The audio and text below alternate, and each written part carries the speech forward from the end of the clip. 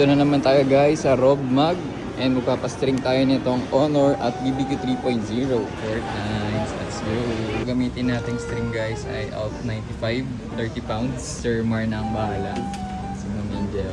Ito na guys, Sir Mar ang bumanat. Sakto, kababalik lang. Ang gagamitin natin ngayon ay itong PH Honor. Itong BBQ 3.0 kaya sinabay ko na sa pare string guys kasi gagamitin ko sa Sabado sa dual meet. Ito namang PH Honor guys, di ba kaka-review ko lang last time. Papakiramdaman ko lang guys kung goods ba to kapag mataas-taas yung tension niya. Hirap kasi gamitin yung stock eh. Nung napalitan nga yung string, parang nanibago ako. Parang hindi na nga even balance yung feeling. Kasi may diin na rin talaga yung mga palo tsaka mga drives eh. Sobrang layo nga talaga ng feeling ng stock at mas tolerable na nga siyang gamitin ngayon. If ever 5 yung racket niya ang hanap mo, pwede mo to i-consider. Same nga sila halos ng feeling ni Cyberpunk eh. Mas magaan lang talaga to ng konti. Ito na gamit natin guys, most of the time, itong PH Honor. Totoo nga na pangit lang talaga yung stock string. Kung bibili nga kayo guys, lagyan nyo ng onting allowance for extra string. Siguro mas maganda pa to kung Xbox 65 or BG80. Kasi budget meal lang talaga guys yung Alt 95 kasi 200 lang yun. Para lang mapare-string natin kaya yun yung ginamit natin. Itong BBQ 3.0, abangan nyo guys, gagamitin ko sa Sabado. Sarap niya gamitin guys, pampalo at ang bilis. Eto, tapos si Idol, QY 2.0